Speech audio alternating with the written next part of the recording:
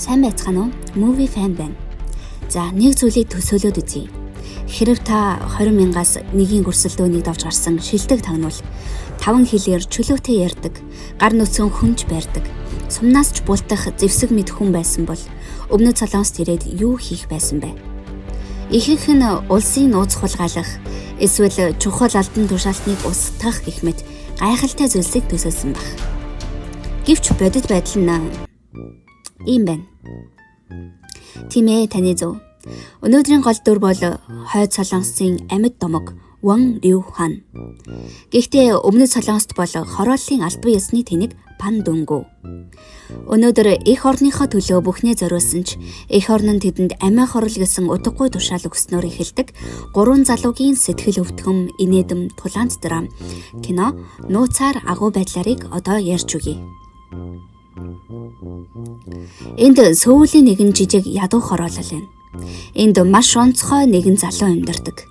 Нөгөө ногоон бэлтгэлийн хувцас, түүний байлдааны хувцас, өтгөн сагсар үүсэн түүний өнгөлөн далтлалт.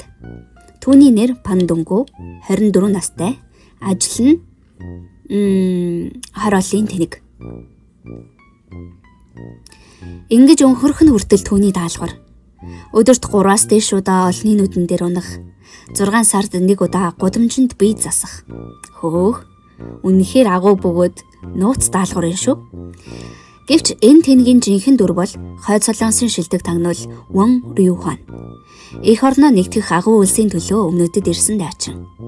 Нөхөр Ван Рю Хан хувьсгал дайчны зур сэтгэлээр эх орноо нэгтгэх өрнөл.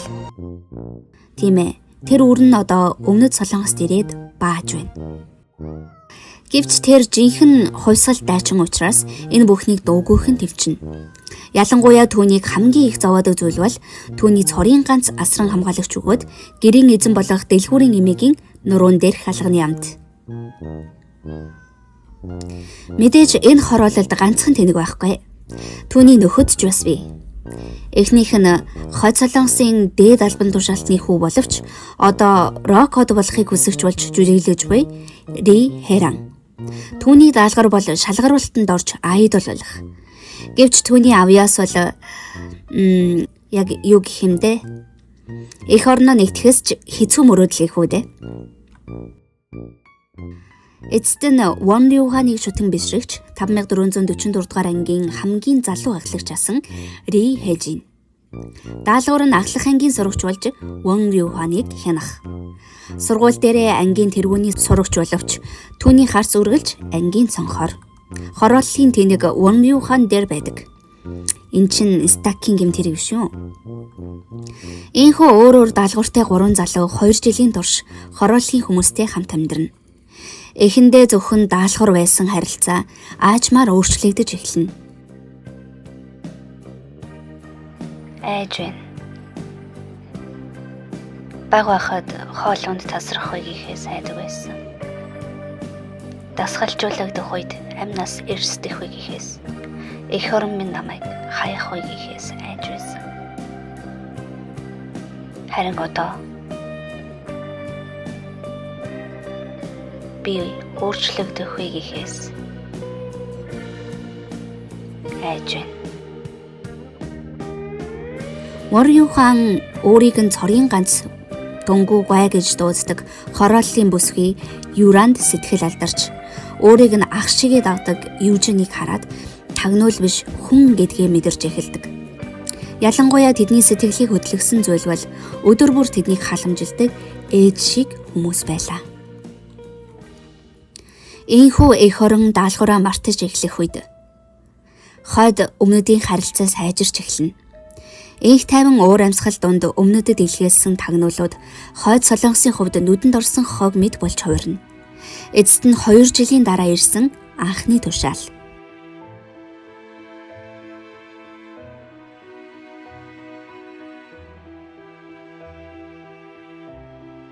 Энэ бол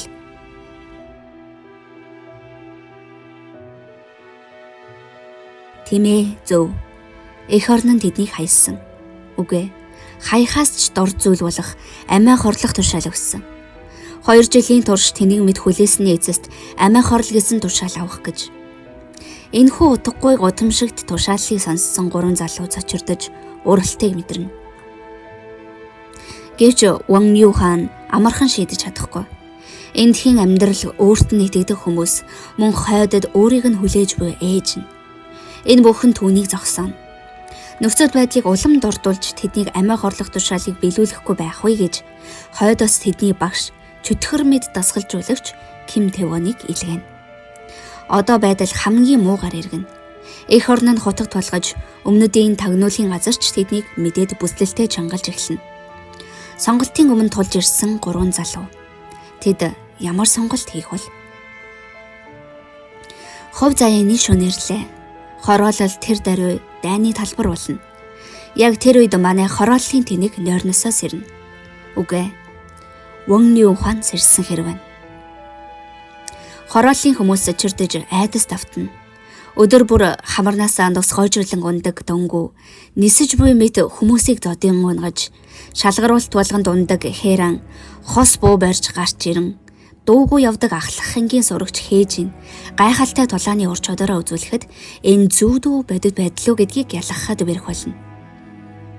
Тэдний сүүлчийн даалгавар эх орныхоо төлөө биш байв. Харин өөрсдийг нь хүн гэж хүндэлсэн энэ хорооллын хүмүүсийг хамгаалах явдал байсан байна. 3 залуу биеэ хайрлалгүй тулалдана. Эх орондоо оруулсан өөр хилэн хайртай хүмүүсийг хамгаалах гэсэн чин хүсэл нь холилдон дэлбэрнэ. Ширүүн тулааны эцэст 3 залуу хүчин мөхөстнө. Дахиж зүхтах газар амьд гарах найдваргүй болсноо ойлгосон Ван Юу хаан сүүлчийн сонголтоо хийнэ. Өөрт нь эцэг хүртэл итгэсэн дэлгүүрийн эмээд сэтгэлийн үгээ хэлээд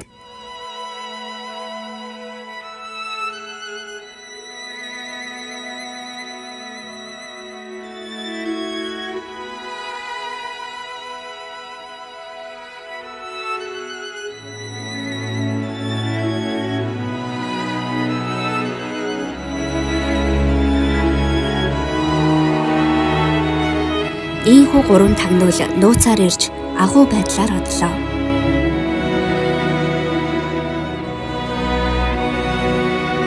Эх орондоо нэргүй өрөвч байсан байж болохч хорооллын хүмүүсийн сэтгэлд хинээс жилүү хүнлэг, хөрш, гэр бүл, баатар болон үлдэх болно. Тэдний жинхэнэ хамгаалахыг хүссэн зүйл нь үзэл суртал эх орон биш, харин жирийн хүмүүсийн энгийн аз жаргал байсан юм шүү. Өнөөдрийн түүх ямар байсан бэ?